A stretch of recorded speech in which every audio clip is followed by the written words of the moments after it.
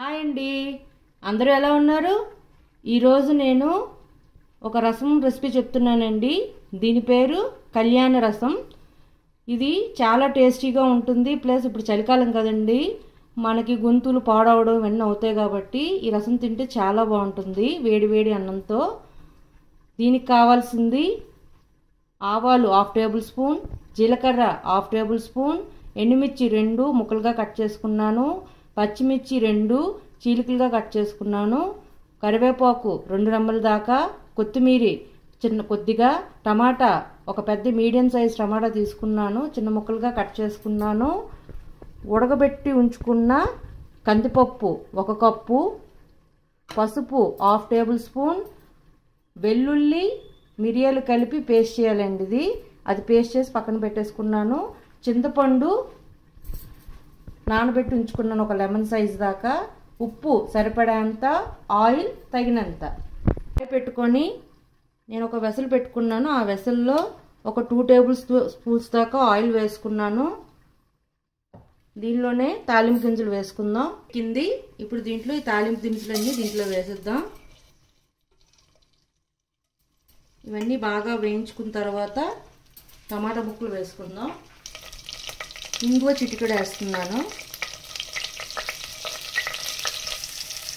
ఈ పోపు అంతా వేగిపోయింది. ఇప్పుడు మనం కట్ చేసి పెట్టుకున్న టమాటా ముక్కలు కూడా వేసేసి ఇవి బాగా సాఫ్ట్ అయ్యేదాకా స్లోలో పెట్టుకొని ఉడికించుకోవాలి. నేను మూత పెట్టేసి ఉడికించుకుంటాను. టమాటాలు బాగా మగ్గిపోయాయి. ఇప్పుడు మనం 1 కప్పు దాకా తీసుకున్న కందిపప్పుని వేసేస్తున్నాను.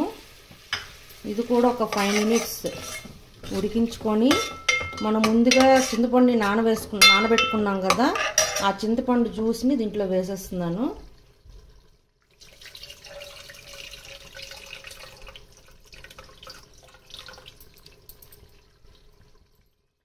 దీన్ని బాగా మరగనివ్వాలండి. మూత పెట్టేసి మీడియం ఫ్లేమ్లో బాగా మరగనిద్దాం.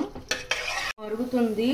ఇప్పుడు మీకు ఎంత కావాలో అంత గ్లాస్ వాటర్ యాడ్ చేసుకోవచ్చు. నేనైతే 1.5 గ్లాస్ వాటర్ యాడ్ చేస్తున్నాను. దీంట్లోనే సాల్ట్ వేసుకొని దీన్ని కూడా బాగా మరగనిద్దాం. ఇది మరుగుతుందండి. ఇప్పుడు దీంట్లోనే పసుపు, వెల్లుల్లి మిరియాలు కలిపి చేసుకున్నాం కదా పేస్ట్ లాగా, దాన్ని దీంట్లో వేసేస్తున్నాను.